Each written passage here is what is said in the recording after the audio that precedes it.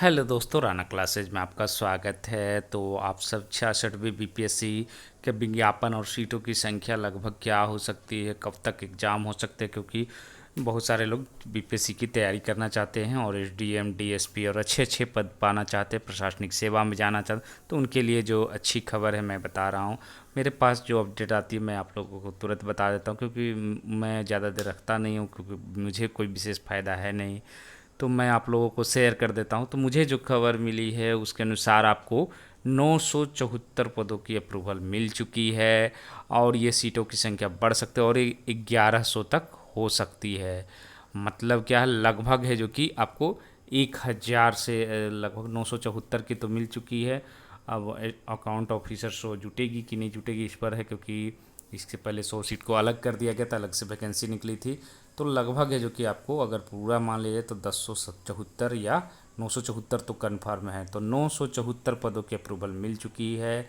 और ये विज्ञापन कब तक आएगा आप कह सकते हैं कि क्या जून में आने की संभावना कम है। जुलाई में ज़्यादा संभावना बन रही है और आपको जुलाई में वैकेंसी आ जाएगी आपकी।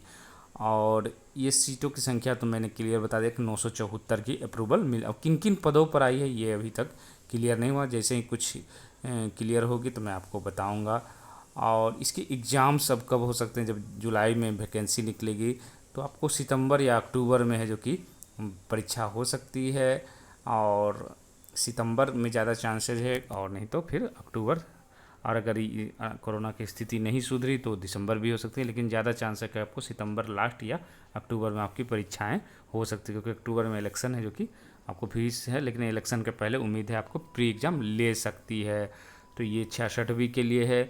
और 66वीं की जहाँ तक बात है कि बहुत सारे जो नए लड़के क्या ग्रेजुएशन पास या अपेयरिंग वाले भी भर सकते हैं, तो नहीं, अपेयरिंग वाले बिल्कुल नहीं भर सकते। एक कट ऑफ डेट होता है उसी के अनुसार आप भर, लेकिन आपको स्नातक किसी भी संकाय में हो आपको पास करना ज़रूरी है। और इसकी तैयारी के लिए क्या करें, क्योंकि 150 प्रश्न सबसे अच्छा जो सेट अभी तक के लगा 65वीं बीपीएससी के लिए मैंने देखा, तो सबसे अच्छा लक्ष्य का लगा, उस स्टैंडर्ड का लगा। बाकी सब अगर आप यूनिक के लिए या स्पार्क के लिए, स्पार्क भी ठीक है, लेकिन कहीं ना कहीं है जो कि जिस स्टैंडर्ड का बीपीएससी क्वेश्चन पूछता है उसके अनुसार काफ़ी लो पड़ते, लेकिन लक्ष्य का जो मुझे लगा वो स्टैंडर्ड लगा कि नहीं उसी के अनुरूप पूछ रहा है। क्योंकि ज़्यादातर स्टेट में आपको ना तो आर्थिक बिहार की आर्थिक सर्वे मिलेगी और ना ही आपको उस तरह के प्रश्न।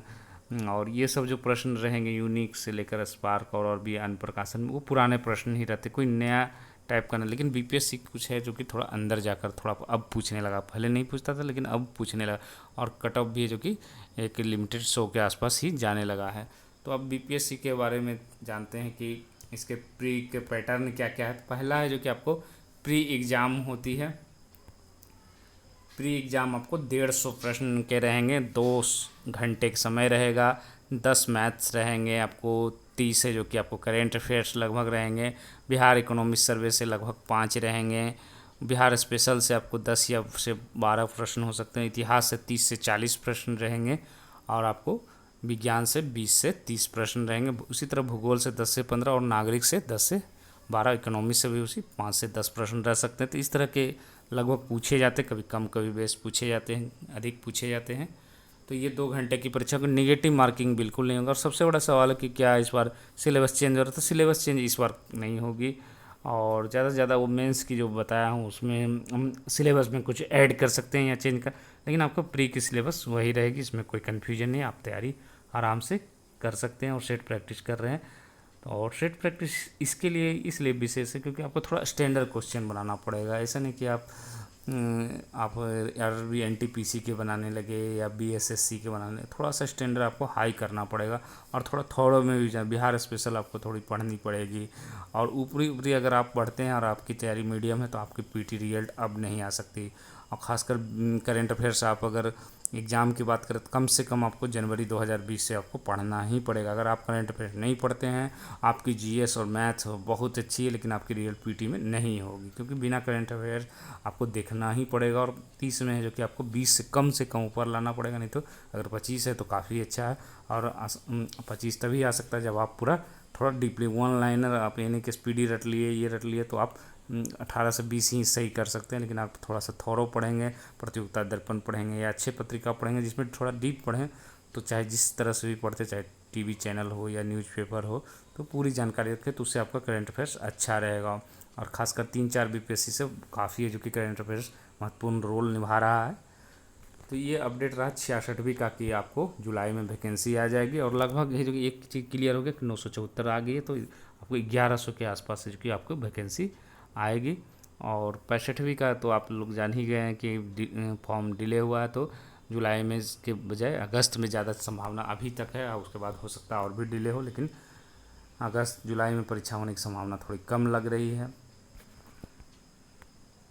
और जो कट ऑफ गई थी 65वीं की ही कट ऑफ, जो जनरल की 97 है, जनरल फीमेल की 91, ईडब्ल्यूएस की 92, ईडब्ल्यूएस फीमेल के 87, एससी के 89, एससी फीमेल के 79, एसटी के 89, एसटी फीमेल के 89, ईबीसी के 92, ईबीसी फीमेल के 87.87 लगभग है। उसी तरह बीसी का 94, बीसी फीमेल का 88। तो ये कट ऑफ से जो कि अगले बार गई थी। और आपको ईडब्ल्यूएस से हो सकता है इस बार की कम है जो कि कट ऑफ हो जाए, क्योंकि इस बार थोड़ा सा अंतर था ईडब्ल्यूएस में 5 अंकों का, क्योंकि ये पहली बार एग्ज़ाम हुआ। तो जो लोग खासकर ईडब्ल्यूएस से हैं या जो कास्ट सर्टिफिकेट नहीं बनाए हैं, जो भी हैं, तो वो बना ले पहले से, क्योंकि अब वैकेंसी में ज़्यादा, क्योंकि हो सकता है लॉकडाउन या में जिस तरह अनलॉक तो है, लेकिन आप पूरी फ्रीली अभी नहीं जा सकते हैं। और जहाँ तक बात है अन्य परीक्षाओं की, बीएसएससी इंटर लेवल मेंस हो या बिहार दरोगा, तो अभी स्थितियाँ आयोग भी देख रही है, अभी स्थिति पूरी तरह सुधरी नहीं, इसलिए अभी तक डेट मुश्किल, स्कूल भी अभी तक नहीं खुला है कि बच्चों के लिए। तो उम्मीद है कि ये सब परीक्षाएं अगस्त या सितंबर में शुरू हो सकती है। तो इसी अपडेट के साथ धन्यवाद।